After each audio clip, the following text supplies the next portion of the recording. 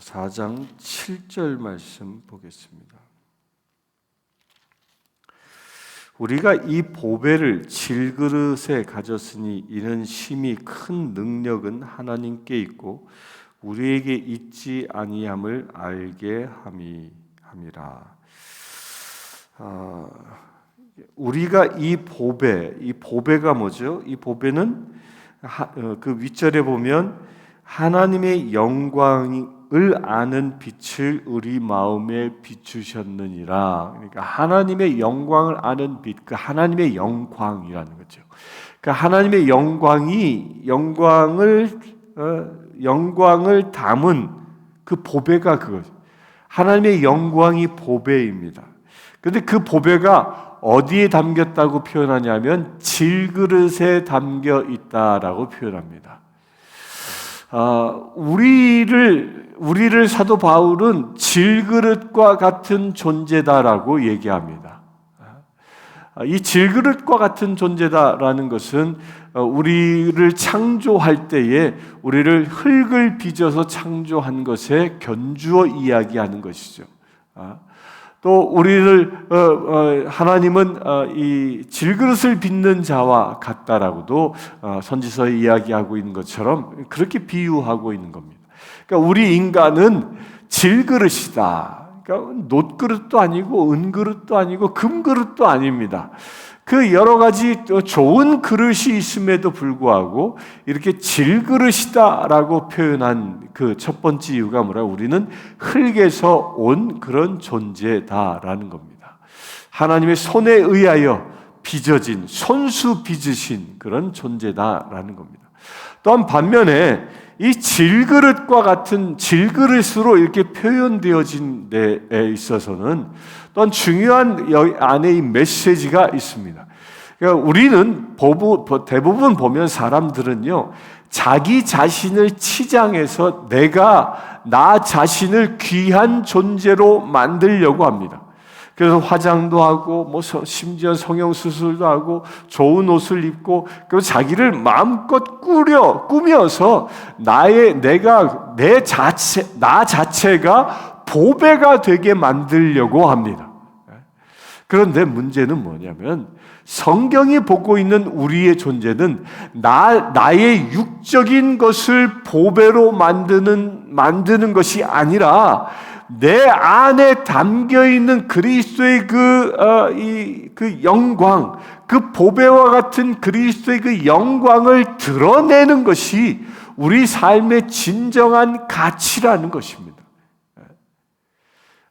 따라서 우리 질그릇이 빛을 내는 존재가 아니라 질그릇에 담겨져 있는 하나님의 영광이 드러나야 한다는 겁니다. 이것은 무엇을 얘기합니까? 내가 드러나는 존재가 아니라 주님의 영광이 나를 통하여 드러나는 존재가 되어져야 한다는 겁니다. 그럴 때 우리의 삶에서 승리가 임하게 되어지고, 그럴 때 우리의 삶을 통하여 하나님께서 영광 받으시는 겁니다. 이 말씀은 마치 이와 같습니다. 기드온의 300 용사가 적군과 더불어 미디안 족속과 더불어 싸우러 나아갔을 때에 그 10만의 병사를 단 300명이 물리칠 때 어떻게 물리십니까? 하나님이 그들에게 말씀하실 때에 질그릇 그 항아리 가운데에다가 횃불을 넣어서 가고, 그리고 그들의 진영에 몰래 들어가 그 항아리를 질그릇을 짱 하고 깨트리자 온 그 300명이 들고 있었던 횃불이 밝아지면서, 그러면서 적군들이 서로 창으로 잘려 죽이고 서로가 서로를 가해하면서 그들이 완전히 물러가는 역사가 일어난, 바로 이와 같은 것입니다. 질그릇은 사라져야, 질그릇은 깨져서 그 질그릇 안에 담겨있는 주님의 영광이 더 크게 드러나야 하는 것, 이것이 우리 그리스도인의 삶의 모습이라는 겁니다. 그래서 내가 죽고 그리스도가 내 안에 산다는 말이 여기에도 이렇게 연결되어져 있는 겁니다. 그래서 우리 그리스도인들은 내가 칭찬받고 내가 인정받고 내가 높임받는 존재가 아니라 내 안에 계신 보배와 같은 하나님의 영광, 곧 예수 그리스도 주님의 그 말씀이 나를 통하여 드러날 수 있어야 합니다. 누군가가 여러분들을 본다면 여러분들을 통하여 예수님이 보이는 역사가 일어나야 하는 것입니다. 8절 보겠습니다. 우리가 사방으로 우겨쌈을 당하여도 쌓이지 아니하며 답답한 일을 당하여도 낙심하지 아니하며 박해를 받아도 버림받지 아니하며 거꾸로 뜨림을 당하여도 망하지 아니하고 우리가 항상 예수의 죽음을 몸에 짊어짐은 예수의 생명이 또한 우리 몸에 나타나게 하려 함이라. 이렇게 우리 질그릇 안에 그 하나님의 그 영광된 보배가 있다면 어떤 상황에서도 사방에서 우겨쌈을 당하여도 사방의 적군이 우리를 둘러싸서 우리를 곧 죽일 것 같은 상황에 도달해 있다 할지라도 낙심하지 않는다. 박해를 받아도 하나님께서 버리시는 그런 존재가 아니라는 겁니다. 언제 어느 때든 예수의 죽음을 몸에 짊어짐은 예수의 생명이 또한 내 몸에 나타나는, 예수의 죽음을 내가 짊어진다라는 게 뭐예요? 예수 그리스도의 십자가를 내가 진다는 것입니다. 내가 예수 그리스도의 십자가를 질 때에 생명이 또한 우리 몸에 나타난다. 그 죽음을 내가 십자가에 못 박혀 죽을 때에, 내가 죽을 때에 또 다른 생명, 그 영원한 생명이 나에게 주어진다라는 겁니다. 곧 질그릇이 깨어져 내 안에 담겨져 있는 그 보배와 같은 주의 영광이 드러나는 것이, 그것이 바로 새 생명을 얻는 길이라는 겁니다.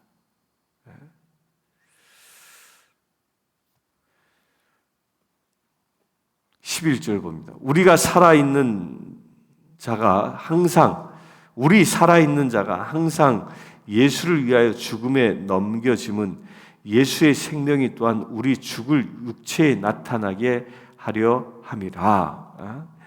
우리를 예수를 위하여 죽음, 예수를 위하여 내가 십자가에 못 박혀 죽을 때에 무엇이 나타난다고요? 그때에 죽을 육체에 또 하나의 예수님의 생명이 나타난다는 거예요. 곧 내가 죽어야 예수님이 사신다는 겁니다. 우리가 이 세상을 살아가면서 나를 얼마만큼 죽이냐에 따라서 신앙의 삶이 성공하냐 그렇지 못하냐가 결정됩니다. 나의 욕심, 나의 자아가 저 십자가에 못 박혀 죽고 오직 예수 그리스도의 말씀과 예수 그리스도의 의로움과 하나님의 크신 사랑이 나를 통하여 나타날 때에, 그럴 때 내 삶에 영원한 생명이 주어지는 것입니다. 누가 죽고 누가 살아요? 내가 죽고 예수가 사는 것.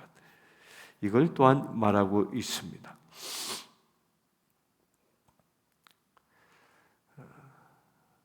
12절 그런즉 사망은 우리 안에서 역사하고 생명은 너희 안에서 역사하니라. 여기서 우리는 그 사도 바울의 그 전도자의 일행을 얘기하는 거죠. 우리 그 전도자들이 복음을 전하는데 죽었기 때문에, 내가 죽어 복음을 전하였기 때문에 그 전한 복음을 받은 너희들이 살아나는 역사가 일어났다는 겁니다. 이 말은 거꾸로 얘기하면 이런 거예요. 우리도 누군가를 위하여 복음을 전하는 그 자세가 어떤 자세라고요? 내가 죽는 자세라는 거예요. 내가 죽기까지 복음을 전하는 것, 나의 모든 것을 죽였을 때에 온전히 복음이 전해진다는 겁니다. 나의 자존심도, 내가 가진 그 모든 것들을 다 내려놓을 때에 진정한 복음이 믿지 않은 자에게 전해진다는 겁니다. 그냥 단순히 주 예수를 믿으시오 라고 선언하는 것이 아니라 복음을 전하는 그 사람을 위하여 내가 죽기까지 복음을 전해야만 그때 그에게 생명이 전해지는 역사가 일어나는 것입니다. 복음 전도는 그처럼 내가 죽는 역사인 것이죠. 13절 기록된 바 내가 믿었으므로 말하였다 한 것 같이 우리가 같은 믿음의 마음을 가졌으니 우리도 믿었으므로 또한 말하노라.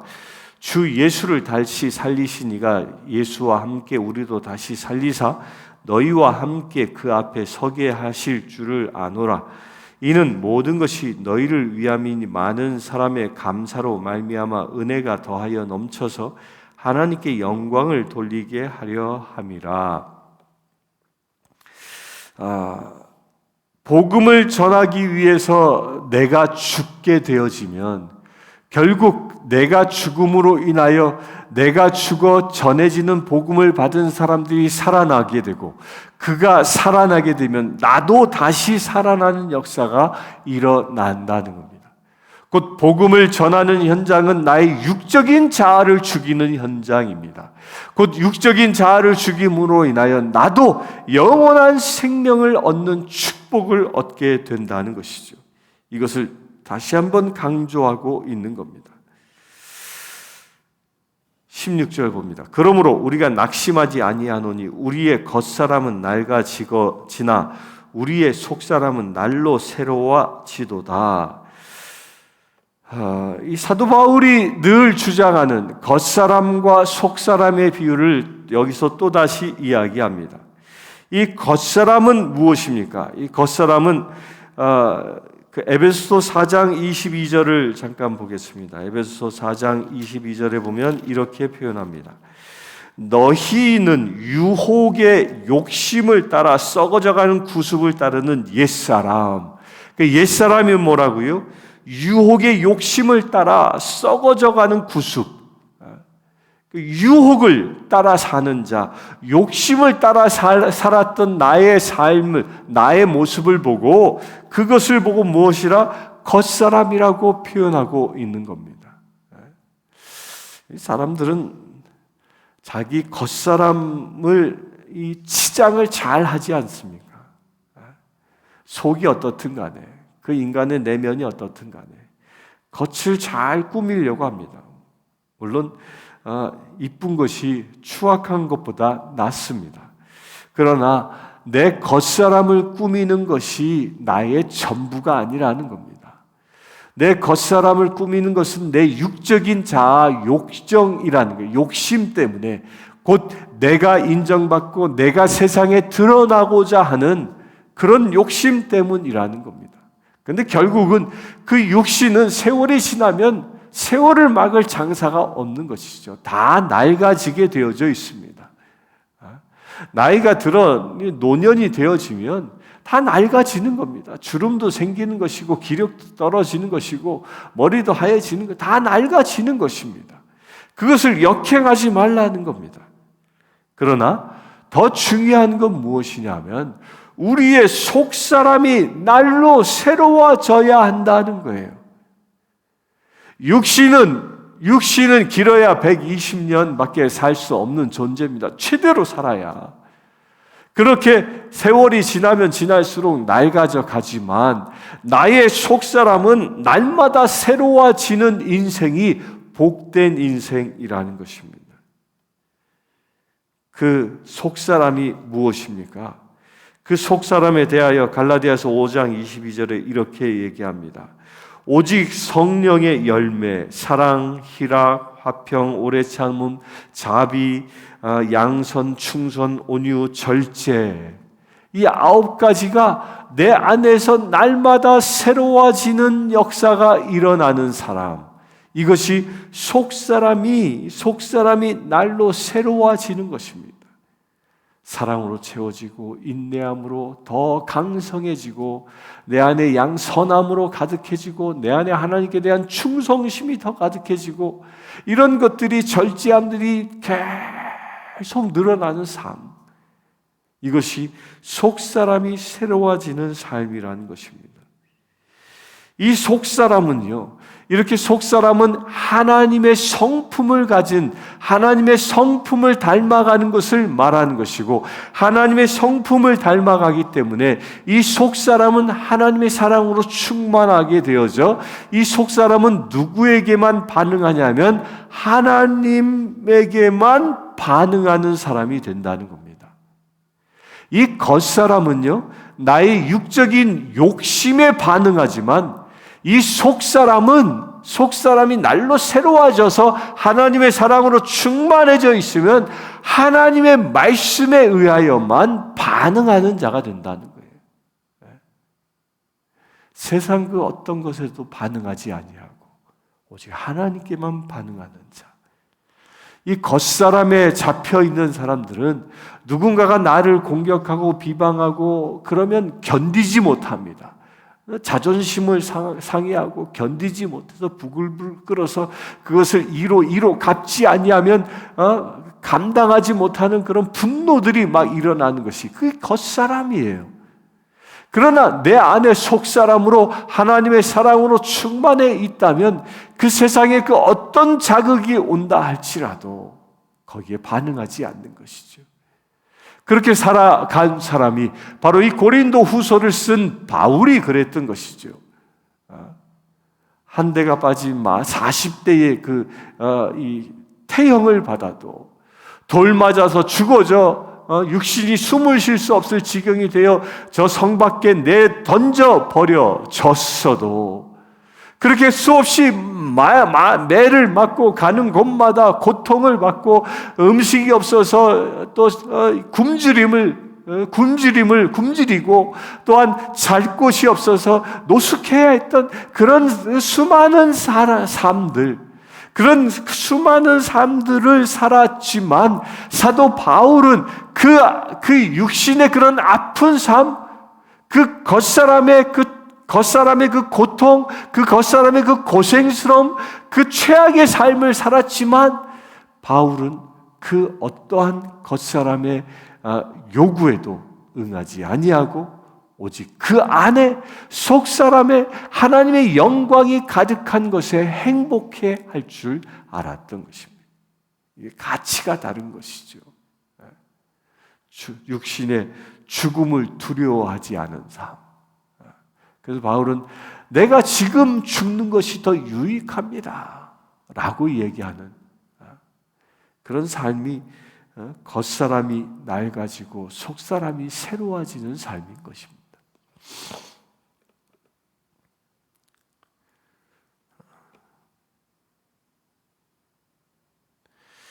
여기서 낡아진다라는 이 헬라어의 그 원뜻에는요, 낡아진다라는 말이 그냥 늙어간다라는 말과 더불어 또 무슨 말도 같이 쓰여지냐면 파괴되어진다, 사라진다라는 말도 같은 의미인 겁니다. 그러니까 겉사람은 사라지는 것, 파괴되어져야 한다는 것. 17절 봅니다. 우리가 잠시 받은 환난에 경한 것이 지극히 크고 영원한 영광에 중한 것이 우리에게 이루게 함이니 우리가 주목하는 것은 보이는 것이 아니요 보이지 않는 것이니 보이는 것은 잠깐이요 보이지 않는 것은 영원함이라. 우리가 잠시 받는 환난은 경한 것이요 사도 바울의 그 고난을 말한 것이죠. 십자가를 지는 고난, 예수 때문에 당하는 핍박, 예수 때문에 당하는 그 불편스러움, 그런 것들은 잠시라는 거예요. 경한 것, 가벼운 것이라는 겁니다. 그런데 더 중요한 건 무엇이에요? 영원한 영광 중에 우리를 이루게 하는 그 하나님의 영광. 질그릇에 담겨있는 그 영광을 세상에 드러내는 것, 질그릇은 낡아져서 깨어져 사라지고 오직 주님의 영광을 드러내는 것, 이것이 가장 중요한 것이라는 거예요. 그래서 우리가 주목하는 것은 보이는 것이 아니요 보이지 아니하는 것, 보이지 아니하는 것은 영원함이라. 지금은 볼 수 없지만, 지금은 희미하게 보일지라도 마지막 때에 확연히 볼 수 있는 그 하나님의 나라, 그 하나님의 나라의 그 영원한 삶, 그 영생, 주님과 더불어 살아가는 만물의 왕으로 살아가는 그 날을 볼 수 있는 눈이 열려야 한다는 겁니다.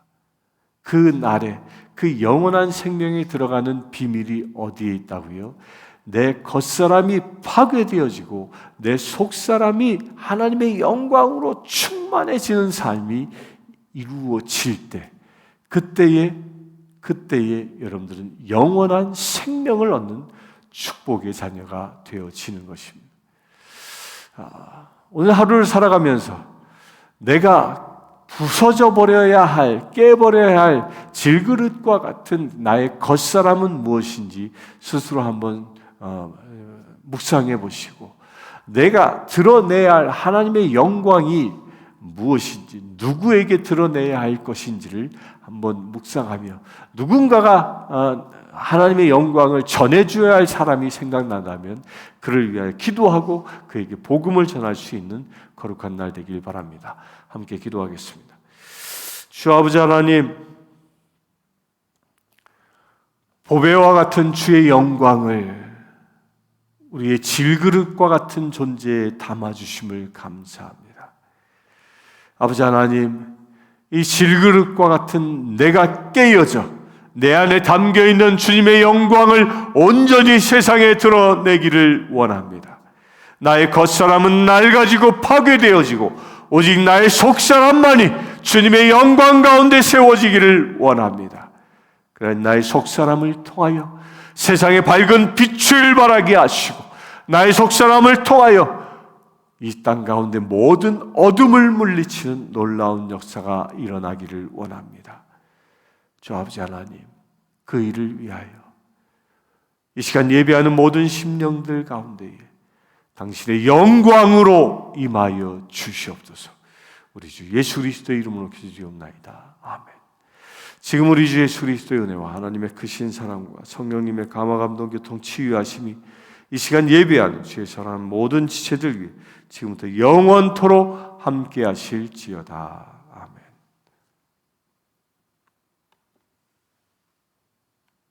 아프리카 케냐의 마소교교의 고아원생 스테이시는 여자아이입니다.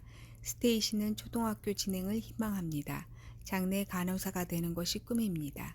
이 아이는 매달 학비와 점심 식사 비용으로 30불이 필요합니다. 이 아이의 후원자를 찾고 있습니다.